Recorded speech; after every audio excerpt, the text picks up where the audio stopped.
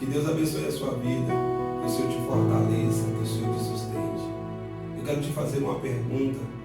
Você tem 5 minutos ou menos para refletir comigo sobre uma história que está no Evangelho de Jesus Cristo, que segundo escreveu o evangelista São Lucas, capítulo de número 19 e verso de número 1, que diz assim: tendo Jesus entrado em Jericó, ia passando, e eis que havia ali um homem chamado Zaqueu, e este era um chefe de publicanos, e era rico, e procurava ver quem era Jesus, e não podia por causa da multidão, pois era de pequena estatura.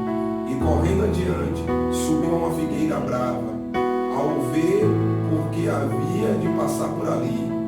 E quando Jesus chegou àquele lugar, olhando para cima, viu e disse-lhe: Zaqueu, desce depressa, porque hoje me convém pousar em tua casa. Uma das coisas mais interessantes, quando nós olhamos para este texto bíblico, é que você vai ver que Jesus, ele foi em alguns lugares uma única vez. Quando eu olho para a questão de Jericó, você vai ver que Jesus, uma única vez, ele vai na cidade de Jericó. Haja vista que a cidade de Jericó era uma cidade amaldiçoada, porque nos dias de Josué, na conquista para entrar em Canaã, na terra prometida, Deus havia dito a Josué que era para amaldiçoar aquela cidade, e qualquer que tentasse reedificar aquela cidade, o seu primogênito iria morrer quando começasse, e o seu filho caçula iria morrer quando terminasse a edificação. Então Jericó, por se tratar de uma cidade amaldiçoada, e Jesus sendo judeu, Jesus ele não tinha ido outras vezes a Jericó. Mas como o nosso Jesus era missionário incansante, e não havia causa nem problema que diante dele permanecesse invicto ou intacto, ele foi a Jericó. Haja vista que Josué havia sido um profeta, havia sido um general que havia contemplado e conquistado a cidade de Canaã, e com autoridade. Mas Jesus, sendo a autoridade maior do que Josué, ele vai em Jericó e ele quebra a maldição que havia em Jericó. É interessante que os textos vão dizer, porque essa história está registrada em Lucas e em Mateus e também em Marcos, que Jesus ele entra com os seus discípulos, e quando Jesus ele está saindo, ele sai com uma multidão. Eu aprendo aqui que Jesus ele sempre deixa os lugares melhor do que quando ele estava antes, ou seja, Jesus sempre deixa os lugares melhor do que antes. A Bíblia diz que Zaqueu, sabendo que Jesus iria passar, colocou-se na direção aonde Jesus iria passar, em cima de uma figueira brava, porque existia uma multidão e ele era de pequena estatura, e assim ele não podia ver. Zaqueu, sendo publicano, sendo homem que colhia imposto na cidade, o texto diz que era rico também por conta da sua profissão. A Bíblia diz que Jesus, olhando para cima, viu Zaqueu e disse a Zaqueu que Zaqueu descesse depressa. Quando eu olho para essa questão do chamado de Jesus para que Zaqueu descesse depressa, eu vejo que o chamado e a reivindicação de Jesus foi urgente. É a única vez que você vai ver Jesus como um rei exigir algo usando a sua deidade, usando a sua realeza. Ele diz para Zaqueu: Zaqueu, desce depressa, porque hoje me convém pousar em sua casa. O chamado de Jesus para com Zaqueu foi um chamado urgente, ou seja, Jesus estava reivindicando a vida de Zaqueu. É interessante que na maioria das vezes Jesus ele era convidado para ir às casas, mas na casa de Zaqueu, um publicano, ele mesmo se propôs a ir. Quando eu falo dessa questão sobre Jesus ter chamado Zaqueu e mandado ele descer, eu aprendo que não só foi urgente a necessidade de Jesus, mas como foi também humilhante. Desce depressa. Observe que Zaqueu está no alto e ele precisava descer para chegar perto de Jesus.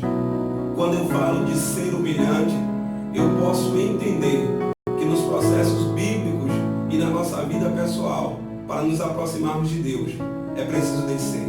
A própria Bíblia diz que aquele que busca a sua exaltação, Deus abate, mas aquele que se humilha, Deus exalta. Quando eu falo dessa questão da necessidade de Jesus mandar Zaqueu descer, eu vejo que foi imediata. Jesus está dizendo: Zaqueu, eu quero pousar na sua casa hoje, eu quero pousar na sua casa agora, eu quero pousar na sua casa nesse dia. Então a Bíblia me mostra que o chamado de Jesus para Zaqueu foi imediato. Ele disse: hoje me convém pousar em tua casa.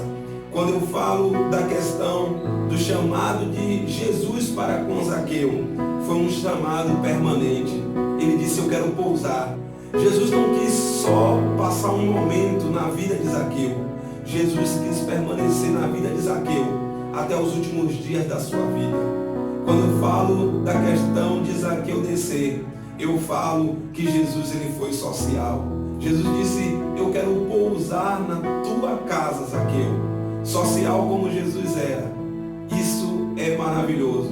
Começou o seu ministério por um casamento, provando que era um ser social. Jesus participava das festas dos tabernáculos, era um ser social. Jesus buscava ter contato com os principais, para dialogar, para debater e para expor as coisas do reino dos céus. Era um ser social. Mas o mais interessante de tudo isso é que alguns diziam: se ele, sendo Deus, vai para a casa de um pecador, como pode, sendo um profeta? É interessante que enquanto falavam acerca do que Jesus estava fazendo, Jesus estava projetando o que os céus queriam acerca da vida de Zaqueu. Não se preocupe do que falam por trás ao meu, ao teu respeito. Se preocupe com o que os céus estão planejando sobre você. E a Bíblia diz que depois daquela noite, daquele momento ou daquela tarde, em que Jesus esteve na casa de Zaqueu, ou quem sabe até naquela manhã, Zaqueu percebendo, caindo em si, e disse: Senhor, se alguém eu tenho defraudado, eu restituirei metade dos meus bens. Isso aqui é maravilhoso, porque isso prova que todo aquele que tem um contato com Jesus só aumenta a sua responsabilidade. Quando nós passamos a conhecer as Escrituras, só aumenta a nossa responsabilidade. Quando temos um contato com o nosso Deus, só aumenta a nossa responsabilidade.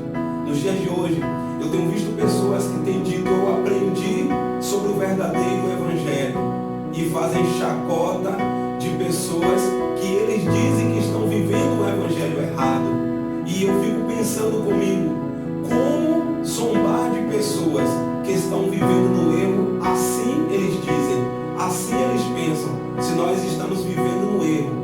Porque quem está do outro lado descobrindo um Evangelho verdadeiro, um Evangelho melhor, eu acho que a grande responsabilidade recai sobre você, de orar pela vida daqueles que estão no erro, que estão aprisionados segundo aquilo que as pessoas pensam, ou aquilo que elas acham que é verdade. Elas devem orar para que essas pessoas saiam do engano. Deixa eu dizer uma coisa para você: conhecer a verdade, aproximar-se de Jesus, conhecer a Jesus, só aumenta a nossa responsabilidade. Se você passou a conhecer uma verdade diferente da verdade que eu creio, e tu acredita que a tua verdade é a verdade que prevalece, é a verdade única, é a verdade que é a maior, você só tem a obrigação de orar por mim, para que os meus olhos sejam abertos. Eu estou falando isso entre aspas, porque a verdade que liberta aqui é Jesus. Eu creio que se encontrou comigo e eu me encontrei com Ele. E Ele transformou a minha vida e o meu viver. Para terminar, eu quero te dizer uma coisa: conhecer a Jesus só aumenta a nossa responsabilidade. Deus abençoe, Deus te fortaleça, o Senhor conceda uma semana de paz, um mês de vitória. Deus te abençoe.